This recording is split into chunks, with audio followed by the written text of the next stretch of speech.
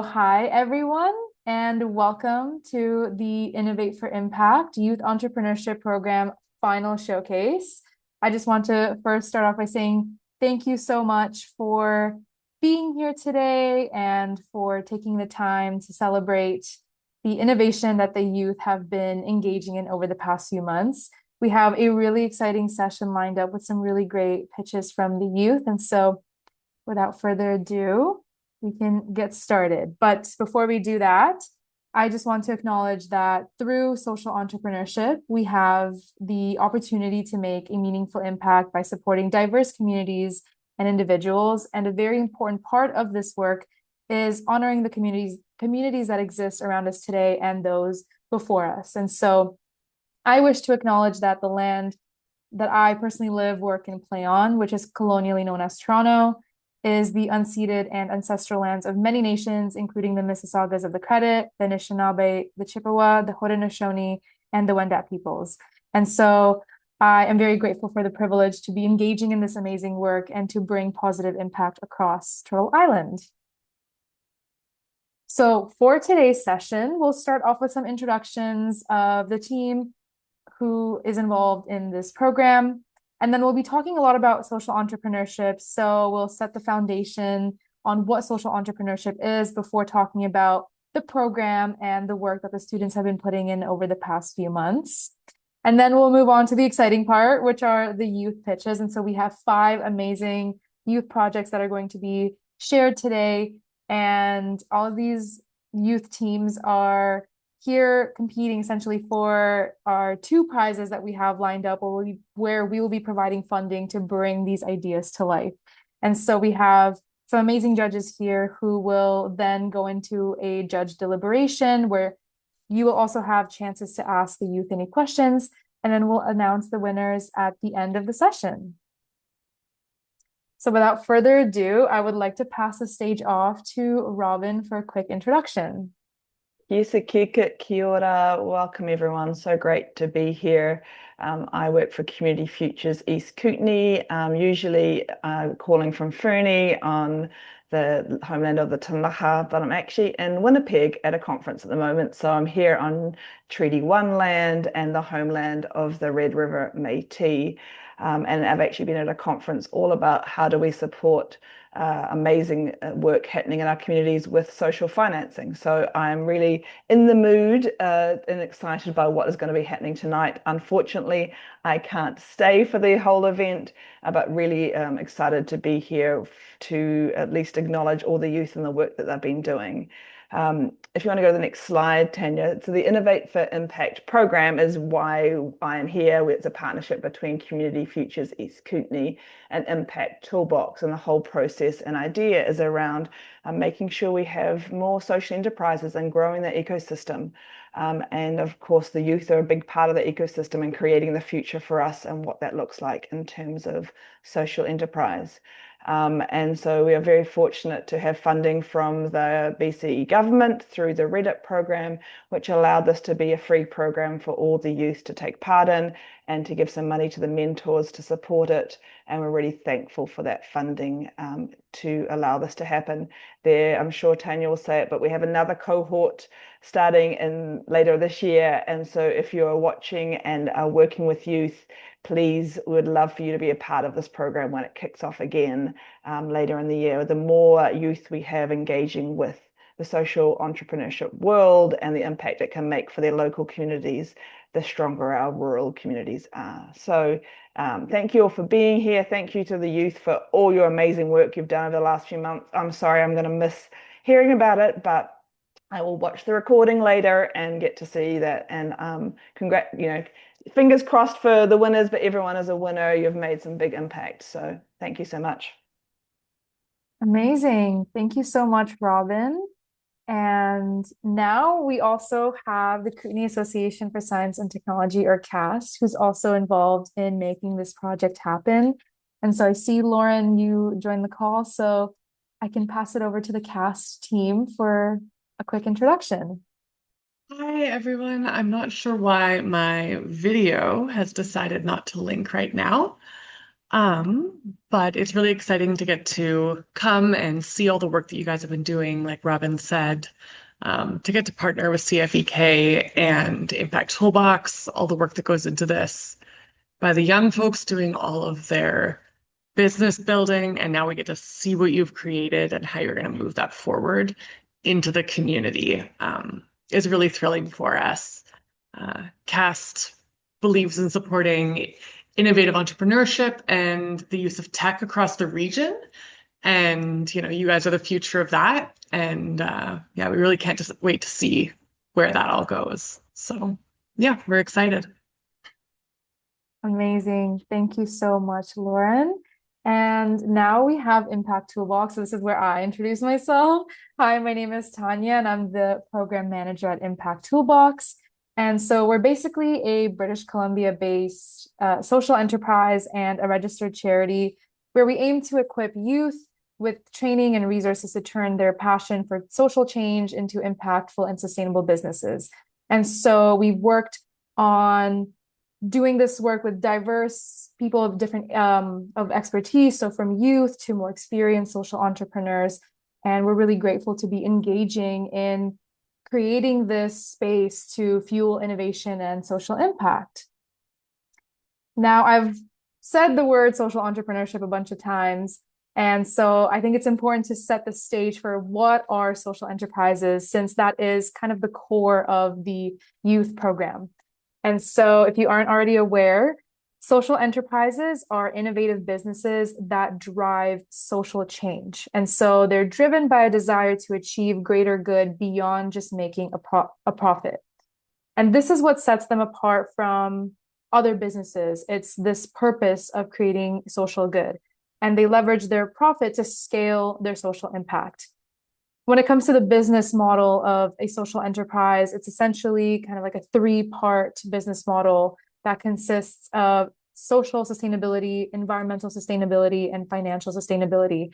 And so through our work with Innovate for Impact, we're really aiming to fuel social entrepreneurship and innovation from, working with youth to people who just have some ideas to even kind of more advanced social entrepreneurs. And so we're really grateful to be engaging in this work. And that brings us to our youth program. So as mentioned, our youth program is part of this larger Innovate for Impact project and over 2 cohorts in winter 2026, which we just completed.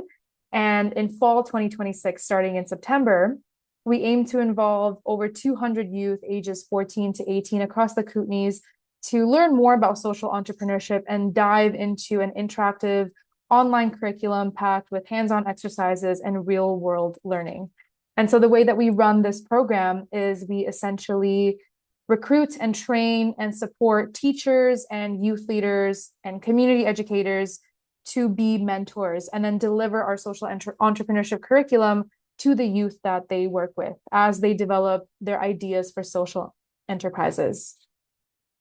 And so we actually ran this program with the Kootenays Association for Science and Technology back early last year as called Build a Business. And so I just wanted to share a success story from that work and to kind of paint a picture as to why this work is important. So I'd like to introduce Buttons and Beyond. And this is a group from the BGC Cranbrook Youth Center. And essentially they emerged as one of the winners of the Build a Business program. Their idea focused on creating small products like buttons and magnets in an aim to support neurodivergent youth in the community and spread awareness about neurodivergency, and using the funds generated from the sales of these products to essentially support neurodivergent youth in the community through creating things like sensory kits and other materials. And so as we have a quote here from the team themselves, and they said that this was a success as we were able to provide local classrooms in our community with sensory kits for neurodivergent students, creating a more inclusive space for everyone. And you'll see a picture here. This is actually the youth running one of their booths and selling the buttons. And so it's a very exciting project, and they're still continuing the work to this day, after more than a year later. They have some appearances coming up at the Kootenay Children's Festival, Pride in the Park, and Fun Field, where you can find a booth that will be led by the youth, where they'll be showcasing their products and just continuing practicing their entrepreneurial skills. So this is just a story to show why we're engaging in this work and why it's important to provide space for youth to essentially practice their innovation and build these ideas and have opportunities to continue working on them. And so that brings us to today, to the first iteration of the Innovate for Impact Youth Program.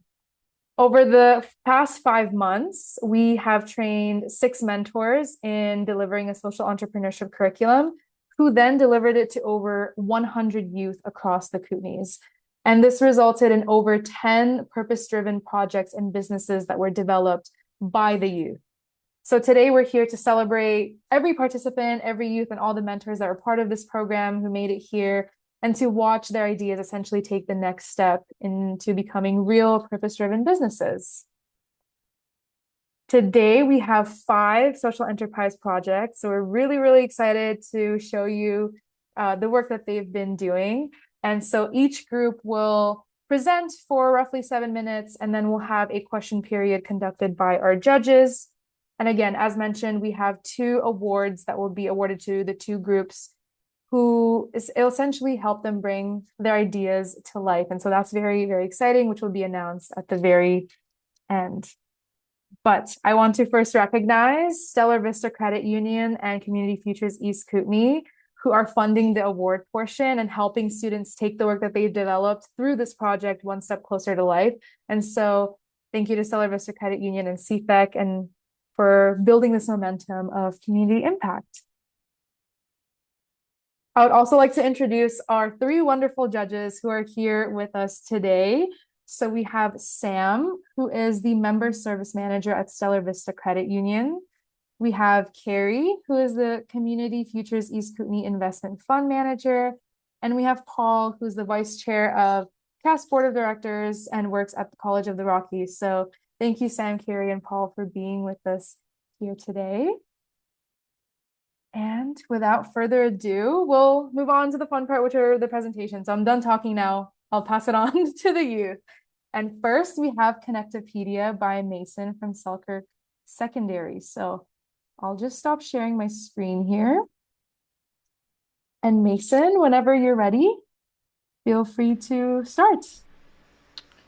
Thank you very much, Tanya. It's nice to be here, and it's great to see all you guys.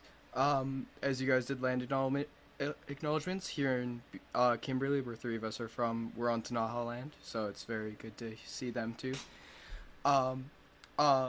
I'd like to start first by saying that it is quite a surprise, and I'm very glad we get to do this program, the Toolbox, and I hope more youth, especially in the coming years, get to do it again. Thank you very much. I'm Connectopedia. I'm Mason Calistad, and I'm the sole and only person working on it. Did you know that 59% of women gamers say that they face discrimination due to their gender online? That number has only gone up since 2021. I am a grade 12 student I am a pro gamer. I have been doing leadership since I was very young, working in Pride, and also I have been working very hard on this project for the last 5 months. The problem that we are facing today is that women and LGBT plus gamers do not have safe spaces anymore to go. Even turning on your mic can cause you to get instant harassment just due to the pitch of your voice. 59% of women said that they face harassment and lack of opportunities online. The SDGs that we are meeting today is gender equality and reducing inequalities. The gender equality is going to be met by giving fair opportunity to women and all other gamers who do not fit into those properties. We're also going to reduce inequalities due to LGBTQ plus gamers not usually getting the representation due to the toxicity of the gaming community. Connectopedia will take our passion for gaming and turn it into a safe space that is inclusive. We plan to create community hubs and address problems of harassment and lack of opportunity. We're trying to give a space for new gamers who may not be given these opportunities to have a space to gain mentorship and beginner-friendly workshops. It creates an environment where underrepresented gamers have the chance to build their confidence completely and fairly. we've already started this. Our first way that we did was by creating a Discord channel. Currently, we have 300 active members who are coming in and trying to participate. We are running workshops and tournaments on almost weekly right now. These three on my side here where my mouse is three of the tournaments that we've ran just in the last month. We have a co-ed tournament, which is for men and women to both be able to play in, as well as this solo tournament, which was for women only, and a duo tournament for everyone. We create a strong code of conduct that it must be followed. I have a strict moderation team that is working with me this week, such as Kiwi, Micah, and Sky.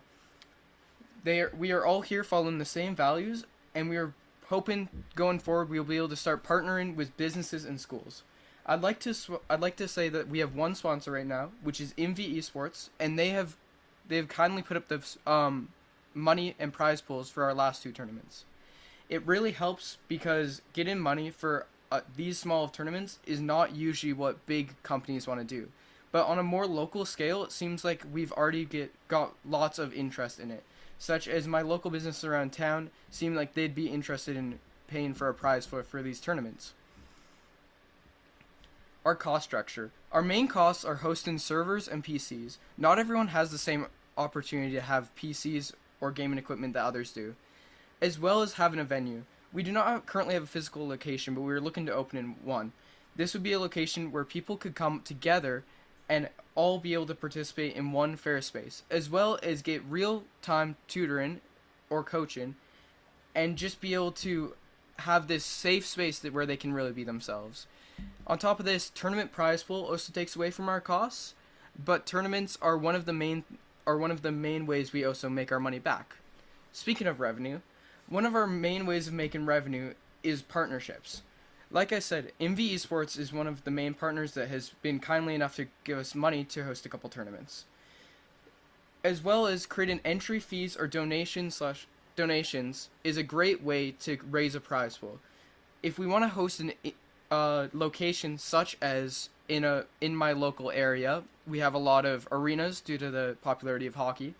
We could host that area with 10 to 15 PCs to be able to run a high competitive esports event where we are trying to celebrate the diversity of people that we're having in.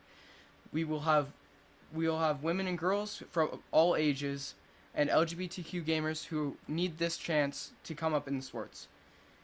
Valorant, who is a professional esports game/team, have all looked into events like this. They have their own circuit called Game Changers, and this is the way that they pick females for professional esports teams. If you get signed to a professional esports team, you can be making as much as professional hockey players nowadays, but these women and gamers don't get the chance to get that due to the discrimination. We also look to partner with schools and local organizations to help reduce costs. On top of that, another great way to help our revenue is to sell a spot for food. Food trucks love to come to events. The problem is in our area, we don't have many areas or a license to have food. Luckily, in a parking lot, if you're hosting an event, you can sell a spot to someone else. So that is our plan to also help reduce, is by doing a bid for a food truck so they can come in and also help build their business. Why we stand out. We will have tiered style tournaments for each skill level. We also are unlike any other company that has tried this before due to the community spaces. This is something that's never been tried before, but we really hope to stand out in this way. The best part about it not being tried is it means we have no competition, so we don't have a standard to beat, but we are going to set the standard. On top of the prize pool, we don't want to be a charity. We want to be a community. These prize pools will be for real people with real skill. The ask. We are going to ask for $5,000 total. I know that the winning from this tournament, competition, will be $2,000, and that will go straight into helping our development, buying the PCs, buying the servers, buying the space. Staff and operations for 1 year is about $1,000 to pay 3 full-time moderators whenever I need an event. And on top of that, our marketing will be just paying for Google ads and posting on our own social medias. Currently, we have almost 3,000 followers on one of the channels that I get to run, which is the co-ed channel for the co-ed channel for sports, for the esports, sorry, and that is about per 1,000 views is $1, which means that $500 in revenue can be almost 4 million eyes on an ad. So the $1,000 that we've gained from social media channels is helping pay for that, and the remaining is anything that I can get from this tournament, which I appreciate any bit. Thank you for having me, and remember that all funding contributions go to gender equality. If we join together for Connectopedia, we help build a gaming world where everyone can play, compete, and succeed without fear, because of the future of esports should belong to all of us, and not just the big communities, big companies on top. Thank you for having me, and I'm Mason Calistad. Amazing. Thank you so much, Mason. That was a really, really great presentation, and I love the idea behind Connectopedia. So that was really, really well done. Thank you. I will now pass it on to our judges for any questions or any comments that you have at this time.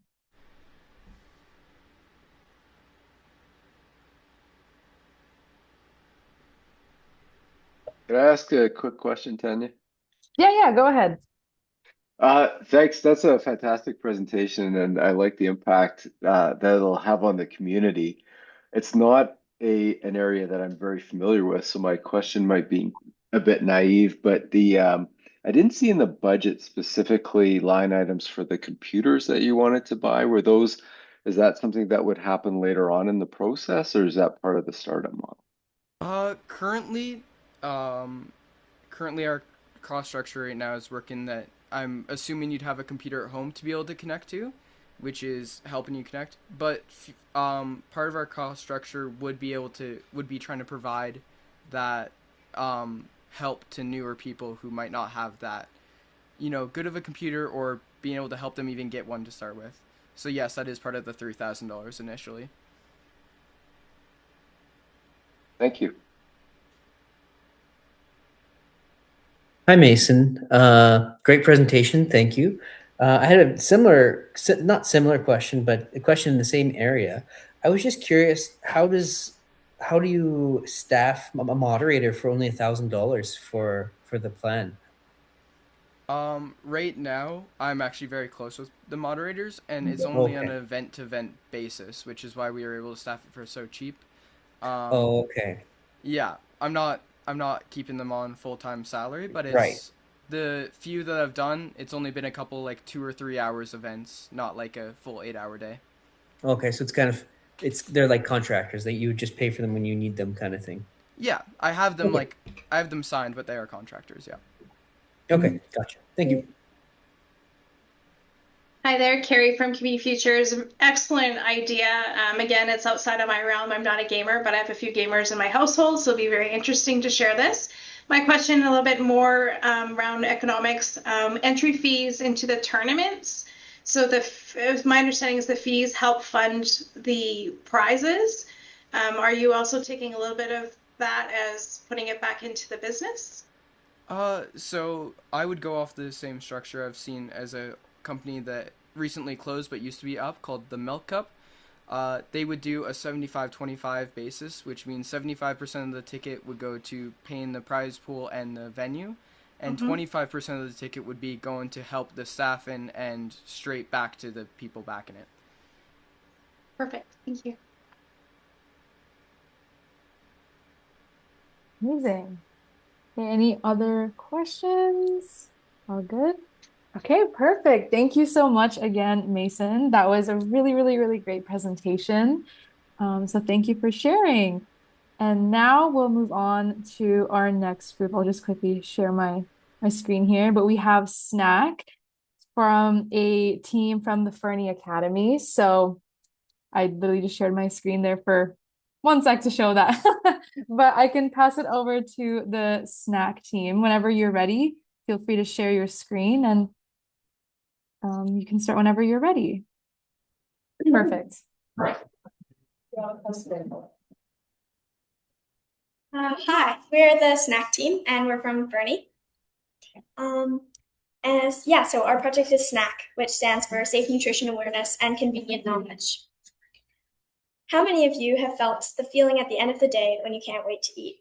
Imagine feeling like that all the time, or imagine feeling like that all the time, or having to last the whole day on an empty stomach. At least 1 in 3 students goes to school hungry in BC every day. We all see the long hours students spend on homework and extracurricular activities, which can all be draining. It's important to us that students find a way to fuel themselves so that they complete all their daily tasks without being too worn out.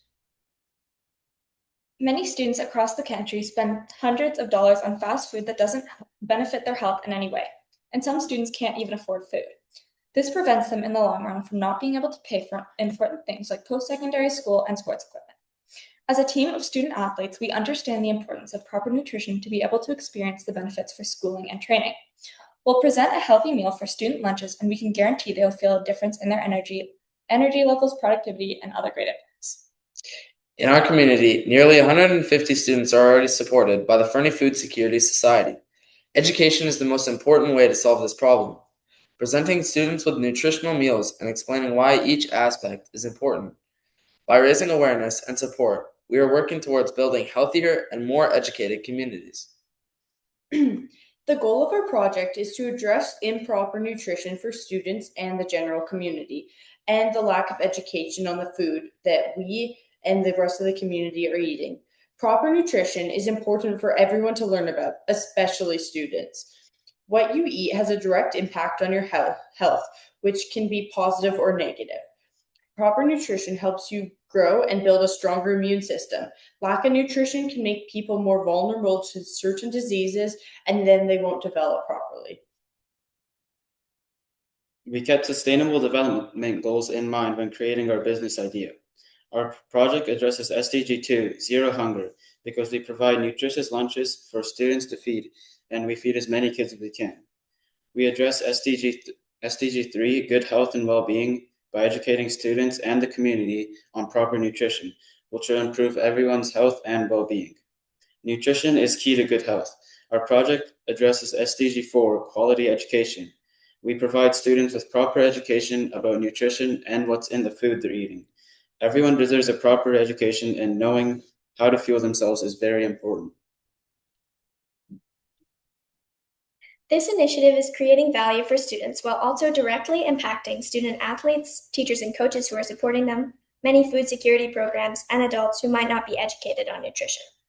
We will need to create social media resources and organize presentations. Promotion and advertising are key components of our business venture. This will help our initiative gain traction and support from other people. We will need time, money, volunteers, and of course, food. We will also require partnerships with schools or other organizations. Our products and services provide unique value to community members who might not have access to these resources otherwise. We offer education and encourage local food security organizations. Most other organizations do not provide nutritional education on the food they are feeding people. We need help from local organizations such as the Fernie Food Security Society or the Salvation Army. We will also require support from the school district board to be able to present to students.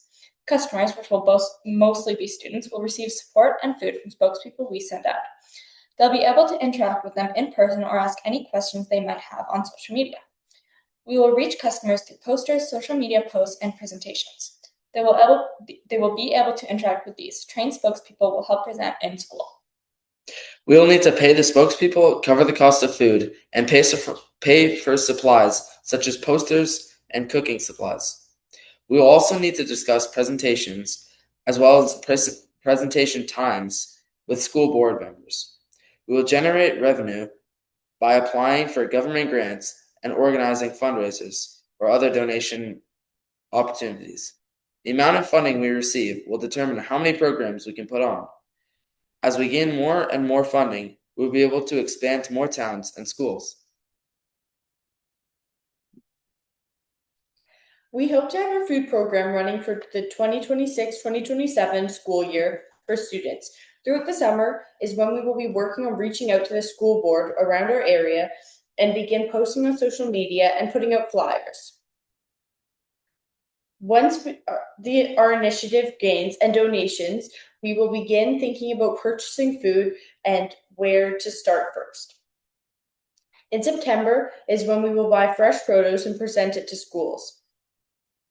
Considering all goes well, in July of 2027, we will consider if we'd like to move forward with the 2027-2028. For the future of our business, we will have to acquire a few things, including proper fundings, sponsors, space, and time to continue to go through with our plan and meet the expectations we have made. We think that our project could be highly successful and beneficial to our community in the long run by educating younger generations. Our main challenge is funding. If our goal is to start immediately, we will have to rely on grants and donations, which are not always consistent. Our initiative is ambitious. We are hoping to create as many programs as we can, including school lunches, presentations, and social media accounts. And depending on how the rest of our planning and collaboration come together, we may have to cut back on certain expectations, but we hope to bring our idea to life. Thank you. We're hoping to start as soon as possible to make sure that all future generations will be able to properly be educated on their nutrition, and we can get our plan into action. Okay, amazing. Oh, go ahead. No, go ahead. I'm Sarah Michael. I'm Adeline Dunnett. I'm Isla Morstead. I'm Nolan McDougall. I'm Asahi Fukada. And we're Snack. So thank you. Thank you very much. Thank you. Amazing. Great job. Thank you so much. That was a really great presentation. I love the slides, and I love like how you presented the problem as well. I think this is a really, really important problem to address. So this was really well done. Thank you so much. I can now pass it over to our judges for any questions, any comments.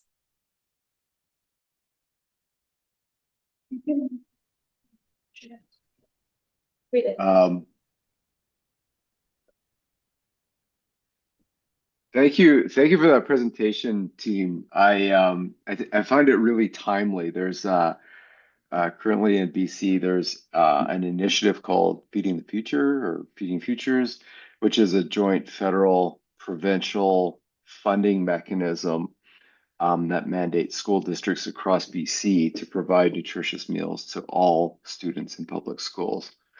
One of the challenges that's sort of universal is the ability to deliver those meals, both because the schools aren't really set up for it and they don't have the infrastructure, but also there isn't simply the time carved out of people's schedules to be able to do that. So I wish you the best in approaching the schools. I think they'll be very receptive to this idea.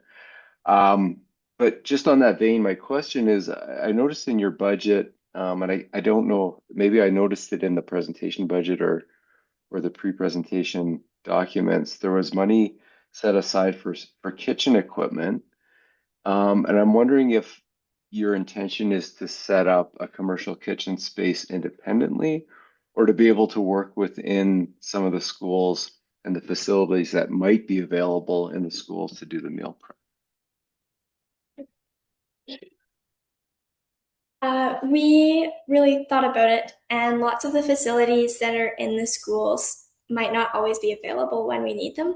So if we have a set of equipment, maybe that we can travel around with, or maybe that we can have a designated location for, I think it'll just set that aside. So we have like a guaranteed spot where we can definitely prepare everything. Redundancy, I like it. Thank you. I just have a question.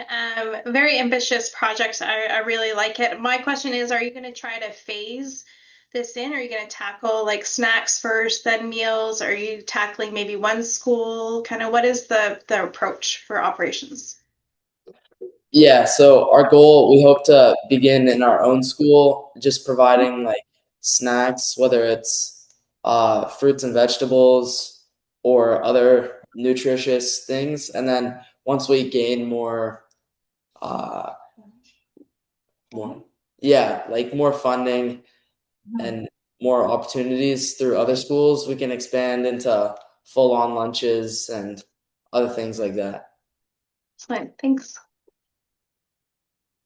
Yeah, and just like explaining the nutrition and like value of the food behind it. Yeah, that would be our first priority. And using our school as more of a test run to see if we had any kinks to work out as well.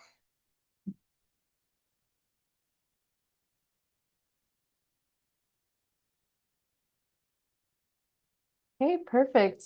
Sam, I don't know if you have any questions or yeah, go I ahead. do, but it's maybe I apologize if I missed it. I just missed what the revenue stream was. Was it strictly donations and grants, or was there a revenue alongside with that? Yeah, our goal would be to like partner with local food banks or like donation services, and then yeah, maybe just receive some grants. Okay, so it's yeah, I gotcha. I think it would also, sorry. Oh, sorry. I'm sorry. You go ahead. I think it would also be important to sort of look into fundraising or any other opportunities because, yeah, donations or grants or partnerships aren't always very reliable. Absolutely. Okay. Thank you so much. Okay, perfect. Thank you so much. And again, congrats to you. I really love this idea. So I think this is a really great presentation.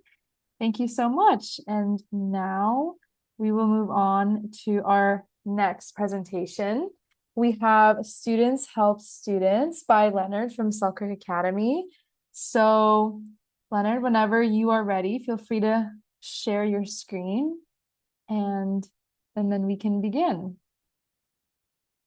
So I'm planning on creating a student tutoring service called Student Help Students. I'm great. Slide's not changing. Just keeps going. We're stuck on the slide. Hit hide. Okay, perfect. I'm Leonard and I'm 16 years old and I'm a grade 11 student at Selkirk. To just tell you a bit about me, I'm a student that doesn't struggle too much in school, so I never really had any confrontations with the problem that students that miss school fall behind or generally have problems in school get little to no help in the school system.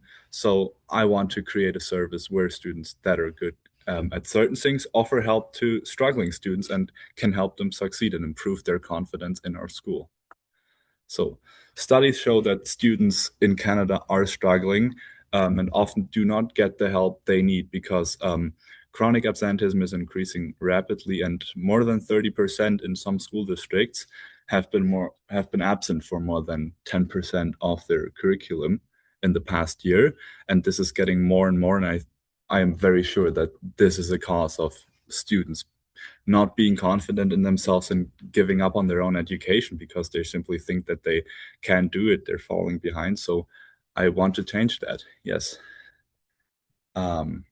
So this addresses SDG number 4 because it helps students get a better education, improve their grades, improve their general school education, and it also reduces inequalities between students that may be more talented or less talented in certain subjects.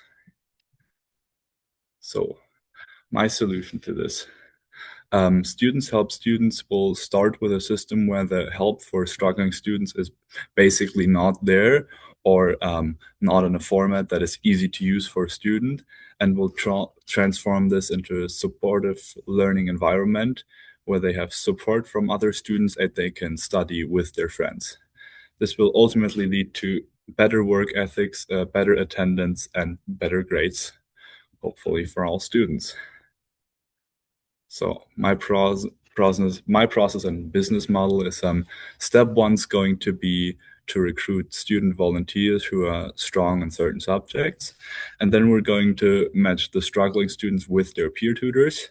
Third step is going to be that we can hold tutoring sessions during lunch, after school, online, whatever works best for the students. And then in those sessions, we can help students catch up on homework, miss lessons, or help them understand the stuff they're working on. This is hopefully going to improve student confidence, grades, and overall success in school. So our cost structure would be starting with our advertising in school, which would just be printing worksheets, posters, and sign-up sheets. We would also need basic school supplies like pencils, notebooks, worksheets, and other stuff. There would be other small costs for snacks or student incentives, and possibly online tools along the way to organize our sessions better. But most work is going to be volunteer-based, which keeps our costs really, really low. Yeah, most of our revenue is going to come from school grants or funding support. We also hope that we'll get donations from parents or community members, and we're planning on hosting fundraising events like bake sales and other stuff. We also hope for support from the parent councils or teachers, and I think there are some possible sponsorship with our local organizations here in Kimberley. So what sets us apart from other services? So I would say our biggest competitors would be the private tutoring system and current peer tutoring solutions. Number one, just like the peer tutoring in school right now, we are totally free. You can just come in, sign up, and study with your friends. What sets us apart from the current peer tutoring and private tutoring is that we are low pressure. It's other students working with you. It's low pressure. They will help you understand, but you're not forced to be there, and you can just hopefully have a better time studying than it usually would be. It's also in school time, unlike the two other solutions, because ours can be hosted on lunch breaks. So students that have to catch the bus have also the opportunity to enjoy our service. And then also it's with your friends, it's in school, it makes everything easier, and hopefully also makes more students come in and get the help they need. Our budget. So our budget starts with advertising, because we would just need to print a bunch of flyers that we can hand out around school for students. And then also we would use other free advertising methods like announcements in the morning in our school, or just word of mouth, which works really well in schools, I think. Then we have a few other monthly costs like teaching supplies, which would be pencils, worksheets, other maybe books, all the stuff you basically also need in school, but most of that students already have, so those costs are going to be really low. And then if we keep students here longer after school, we want to have some snacks here, so they're not going to be starving when they go home, that they can have some snacks here, that it's comfortable for them. So we basically get a monthly cost of only $100 per month and just $100 to get started, which keeps our costs super low.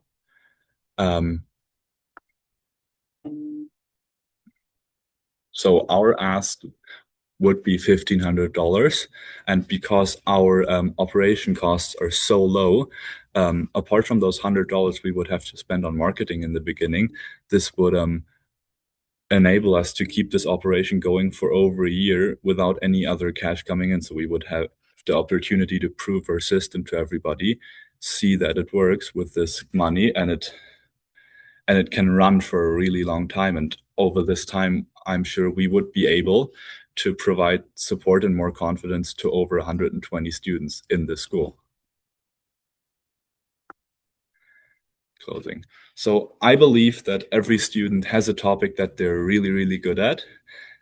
But in any of these topics, you will find students that do not get them at all. And if we connect these students with each other and they could help each other, this would probably be the greatest shift in Canadian education in a long time. Thank you for listening. And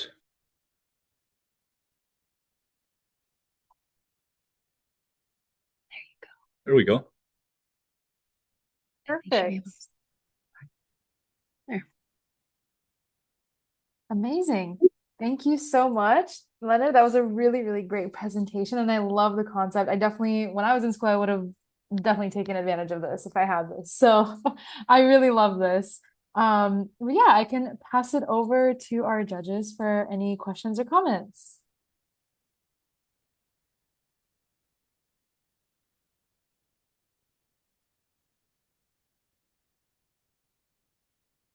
I go first all the time. I feel I like was I'm going to hogging go the first this floor. time. Okay, you go first. Hi, Leonard. Hello. I just wanted to ask if there was any plans around vetting of the volunteers, or just like making sure that they actually know their stuff, that they're actually teaching the correct thing and not just teaching something. Well, our school is fairly small, and number one, you know most people, and also you could have a quick conversations with their teachers simply in that subject and just ask if you think that they're doing well enough in the subject to explain this to other students and pass their knowledge on. Okay, so just kind of informal checking. Yes. Okay. I guess Thank my you. question is around how many volunteers do you think you'll need for the school year? And how many hours do you think they'll spend a week with the students? Well, basically, the plan is I think we would need to get this started at least 10 volunteers, and we would be hoping to get 20 volunteers in a week. And then we will just have those volunteers match the time they have with the students that need help.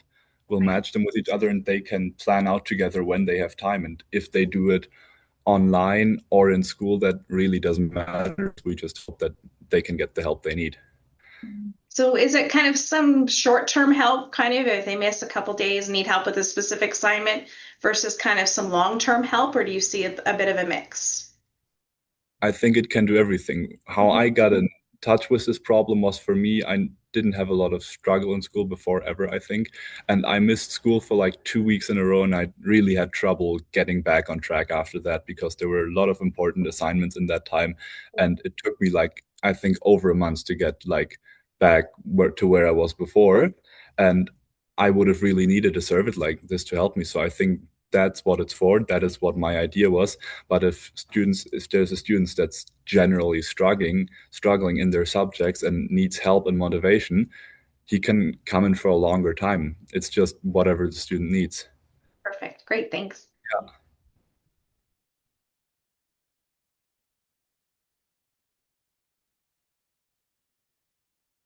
Amazing. Okay, Paul, I don't know if you have any questions or any comments. No, really. I think they were covered, but I guess should probably ask, have you talked about this idea with anyone in your school, and do you think you'd have approval to use the library or the cafeteria or something during? I had a good conversation with our librarian here because this school basically already has a peer tutoring system. The problem though is I asked him, and there's like 2 to 3 people coming in a week, and they basically have close to no peer tutors at all. There's also like no advertisement for it. I've never even heard about this program before I spoke to our librarian. But he was super happy about the idea that there were students in the school that want to help. And so, yeah, we are totally welcome to use the library for this after school time. Oh, that's great. Thank you. Thank you. Amazing. All right. Thank you so much, Leonard, for that really, really great presentation. And now we'll move forward with our next group. So we have Vibe, another group from Selkirk Academy. And so Vibe team, whenever you're ready, feel free to share your screen and start the presentation. Okay. Have you ever felt alone? Because many people, especially youth, face that problem daily. This feeling has become more common than ever among teenagers today. Social isolation and loneliness among students have always existed, but the problem continued to grow with the rise of social media and technology. Powerful tools that can be the solution for this problem, allowing people to create friendships all around the world, or be the walls to trap you and isolate from the rest of the world. This can lead to serious consequences such as low confidence, lack of belonging, dissociation, and other mental health problems.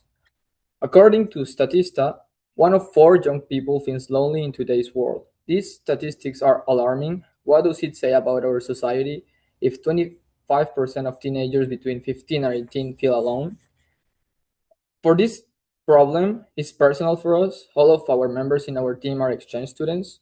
We came from different countries, we speak different languages, and we have different cultures that sometimes can create cultural shock.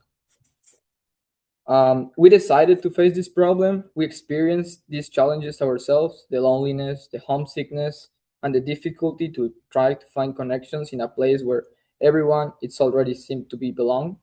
During our own journey, we slowly began to understood what truly helps to connect. Those experiences inspired our team to create a solution to help students feel more included, supported, and less alone. Hello, everyone. My name is Juan Aboites. I'm grade 11, and I'm the project leader. I'm from Mexico. Okay, I'm Leandra Möller. I'm also in grade 11, and I'm the tech and design and marketing. Hi, I'm Yuito Kishi. I'm in grade 11, and I'm from Japan. I'm in tech and data. So our project connects to SDG number 3, good health and well-being, because loneliness affects mental health and well-being, and improving social connection helps people feel happier and more included. In addition, our project also connects to SDG number 11, sustainable cities and communities, because it promotes inclusive, supportive environments where people feel connected and engaged. Okay, so we're introducing our solution. Why we will take students' interests and hobbies and transform them into meaningful friendships through events and a simple platform to address loneliness and social isolation. So we're introducing our process and business model. So at first, students complete a hobby survey. And after that, we match students based on their interests by survey. So we can host a lunchtime hobby event at school. And students connect, we can build students connect and build friendships through each event in school or other clubs and other places. And after that, we can collect feedback from students after each event so we can improve our project more. So now I would like to talk about cost structure and revenue. Financially, we can be supported through school support and fundraising events and local sponsors and future premium features. We are planning to start with one school pilot, and after that, we can expand to more schools through our app or community events. And because this is students-led project, so clubs or schools have to continue events yearly. So for that, we can make simple guide for future teams, especially clubs or schools, to organize each event. Most importantly, our projects can help students to build real friendships and reduce loneliness. Making stronger school community through each event also relates to better mental well-being. Now, I'm gonna explain why we are stand out. So we are comparing me app and Patrick at here. We stand out because we are focusing on local events and activities especially for students. And we can also put guided matching in the system so students or other people can find their interest activities so easily. Budget. We're gonna advertise everything through Instagram and Facebook posts. We're gonna print posters to share it at school.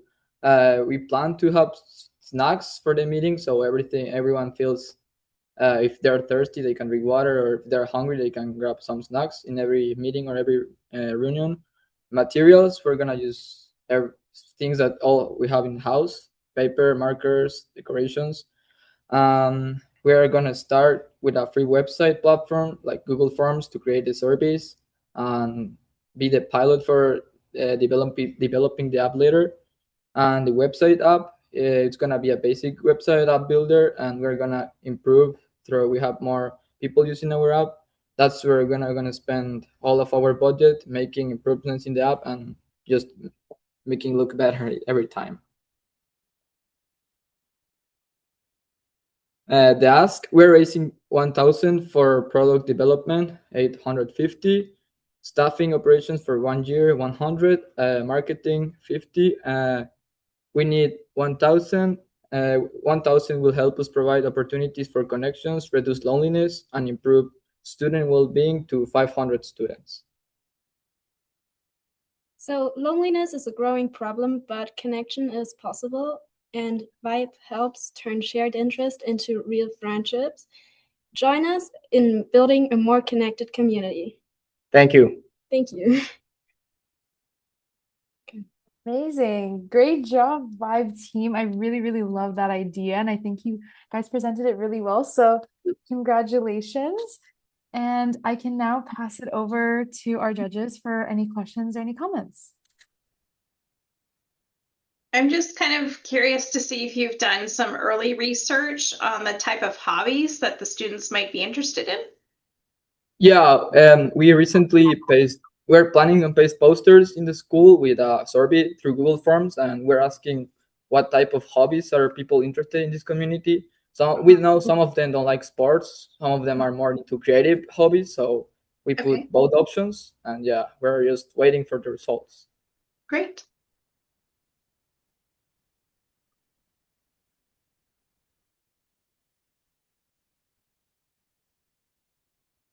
I'm curious about the app.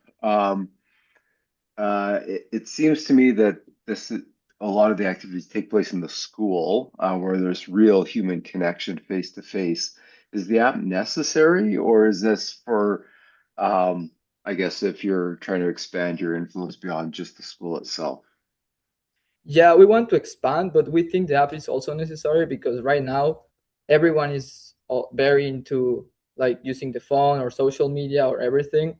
And some activities are outside of the school. Let's say an example, climbing gym or just going to the gym and you're alone. So through the app, you make a match with other people that are interested in the gym or in the same activities as you. So the app gives a schedule or sometimes a chat with the coaches or the staff to see what is going on or make suggestions about what everyone wants to do or what everyone is interested in that activity. But yeah.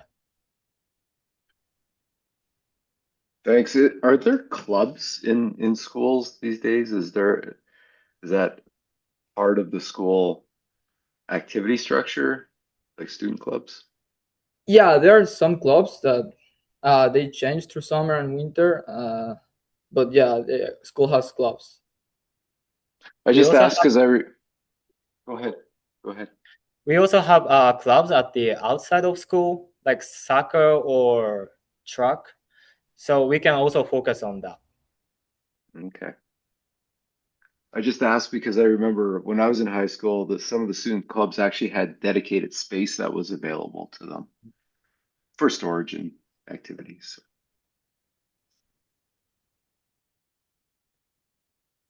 So it seems like basically you're doing a big survey, seeing what people are into, matching them based on interest, they'll be friends.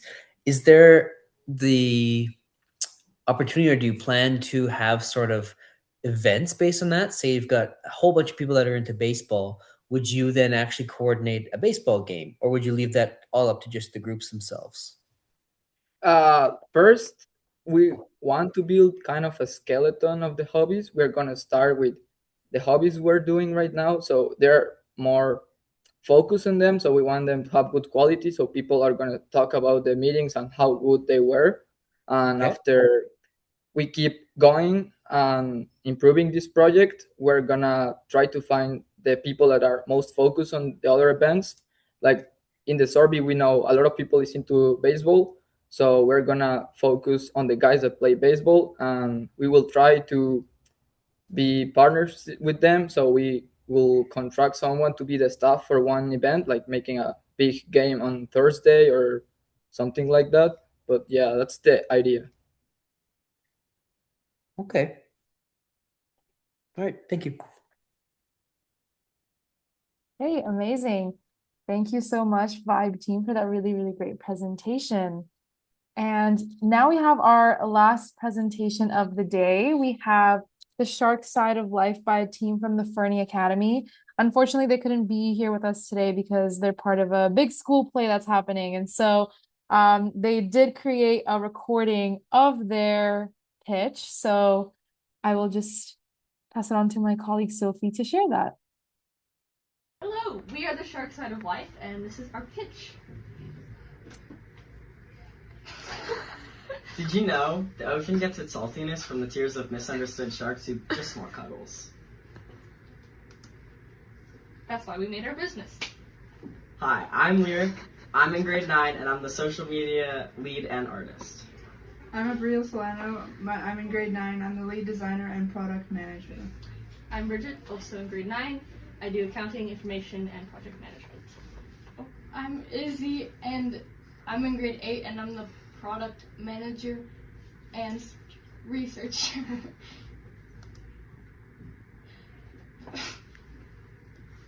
This is our issue and problem. The problem is shark populations are threatened by overfishing, climate change, and habitat loss. It affects everyone, especially coastal populations and marine life, like other things that rely on sharks. The consequences of the problem include damaged marine habitat, climate change, shark populations dropping, and multi-species extinction. The shark population has dropped 71% in the last 50 years. That's a lot. So the project description. So we're addressing the SDG we're addressing is the responsible consumption and production. So we Number 12.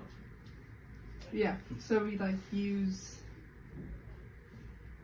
reuse shirts and recycled materials from thrift stores and for donations. And the second one is climate action. So we're trying to reuse and not use any AIs or any new things. We're trying not to. And then the third one, number 14, is life below water. So for the sharks, we're taking action and standing up for them. Our solution. We're going to take products and fabric mostly and transform it into sharks-themed items. We have shirts, we're going to do bags, stuffies, and other such things. And these are, as we sell them, we have it set up so we'll make a profit, and our profits can be donated to different organizations, our current one being sharktrust.org. So in this slide, we've got some of the shirts process of the shirts that we are wearing. And in the side, there's she made all of them. On the side, there's a stuffed animal and a keychain, which Abril has made, and she's gonna make more, hopefully. Yes. And then there's a stamp that we're gonna put on all the bags that we make that I made in activity. Yeah. Our process. We go through 3 sections. Design. These 3, they are artists.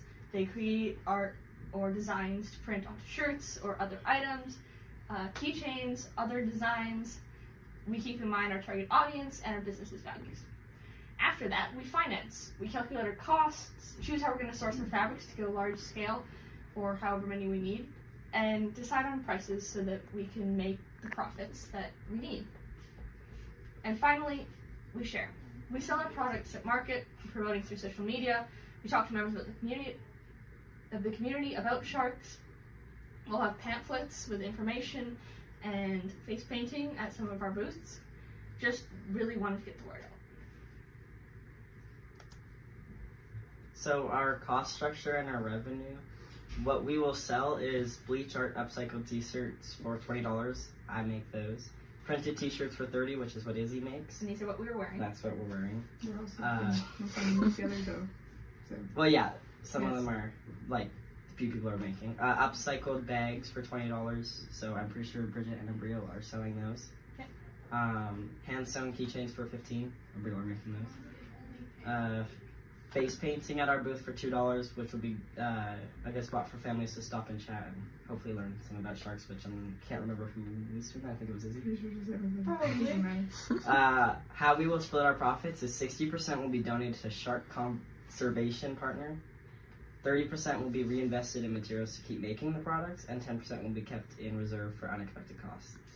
We are unsure if we will do wages, probably not for the first couple markets, but once we get onto our feet, that might change. Budget. We have allotted at least $200 for equipment for market setup. Cashboard, chalkboard, table and cloth, printed banner, sorted, and other additional costs. We also have product costs. We're wanting to cover the costs of us making our shirts for the first couple of markets to ensure that we can keep it sustainable. That'll be $89 a market for 6 markets. After that, we're pretty certain we can fund ourselves. Market registration is $40 a market. Also times 6. Media marketing. We're planning to boost Instagram and TikTok and other social media posts, again, to spread the word, get us out there, and educate people about sharks. We're going to do about $35 a week upcoming to markets to hopefully draw more people in. And besides selling, we also want to make an art galleries installation as maybe a fundraiser, but also for sharks, but also as just something for the community. To raise awareness. Yeah, exactly.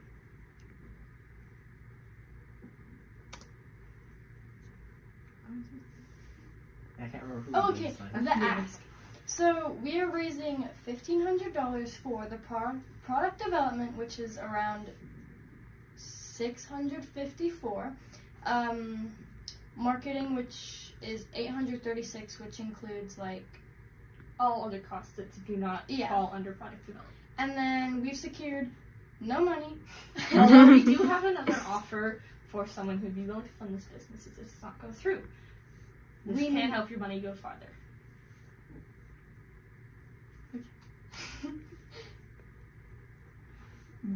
Closing. So we are really confident that we can change people's minds about sharks because we are all genuinely passionate about them. We have already started making stuffies, bags, t-shirts, and pamphlets.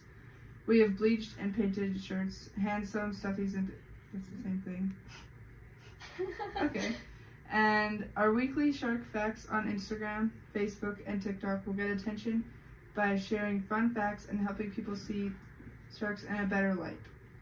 We are excited to donate our earnings to shark initiatives. We believe in what we are doing and cannot wait to spread the word. Thank you for your time. Follow us at _shark_side_of_life. Yeah. Yay! Yay! Okay, amazing. I think I misspoke earlier. This group is from the Stoke Youth Network in Revelstoke, but again, they couldn't be here today because they're out of place. But they were really eager and they really wanted to be here. So I'm glad they were able to at least present a video and show their amazing idea. So just a quick little applause to the Shark Side of Life group. But that brings us to the end of the presentations. And so I'll just quickly share my screen here again. But we'll now move on to our judge deliberation period. And just before we move on, I want to say congratulations to all of the groups here. All of the presentations were so great. And it's just so amazing to see such a variety in all of the things that you all care about. And so, yeah, really amazing work on all of the presentations. But we'll now move on to our judge deliberations. So yeah, thank you all so much for your patience. I can tell you that for sure this was a very hard decision. We have some really great presentations today. And so, yeah, I will just share my screen here really quickly. But yeah.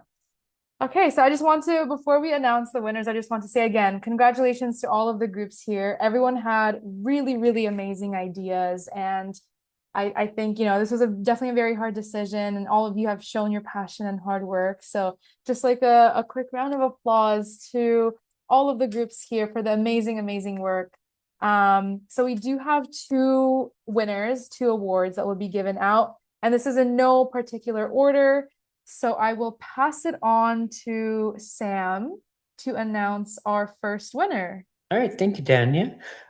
So our first winner of the evening, with a very unique, attention-grabbing idea and the potential for global impact, plus a strong business case already underway, we have Sharkside. Woo! I know the group is not here, but yeah, unfortunately they're not here. Yeah, but thank you for announcing that, Sam. And I will now pass it over to Paul to announce the second group. Okay, and I think this has been said, but the judges had a really hard time with this. You know, voices were raised, tears were shed, but it was truly difficult because there's just so many cool ideas and the impacts can be measured so differently. But our second choice was one that we thought would have a really big impact on the community on both digital and analog platforms. And just a quick little story, I run a chess club every week at one of the local schools, and we get a really diverse group of people in, and it's really cool to see them all connecting. And I see that happening in real life. And so we're really happy that one of our winners is Connectopedia.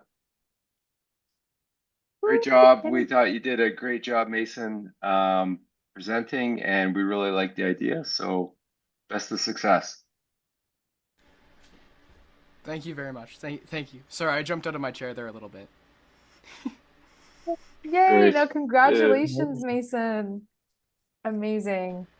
But yeah, congratulations to Shark Side of Life and to Connectopedia, Mason, for your amazing ideas. But again, all of the groups here are super amazing. All of these ideas are really amazing. And I really hope that, you know, all of you do actually try and make these ideas happen in the real world, because the impact is definitely there and the passion is definitely there. And so, yeah, but again, congratulations to Connectopedia and Shark Side of Life. And that brings us to the end of the showcase. So thank you all so much for being here and for celebrating the youth innovation that we have and celebrating the presentations that we have today.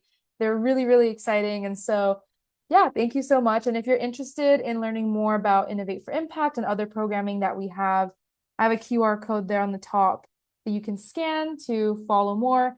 And we actually have a second iteration of this program running in September of 2026. And so if you're interested in learning more about it, we have a info session on June 9th. And so I'll drop the registration link here in the chat. But yeah, register if you want to learn more, if you want to know how to get involved. Again, this is a really amazing opportunity, and it's really amazing to see all of the really, really cool projects that the youth have. And so yeah, congratulations to all of the youth, and thank you so much for being here today. Thank you for hosting us, Tanya. Yes, of course. Really thank you. Congratulations, and thank you to the judges as well. Congratulations to the winners on behalf of myself and Stellar Vista as well. Congrats, everybody. Thanks, everyone. Great job, everyone. Thanks. Thank you, everyone. Bye-bye.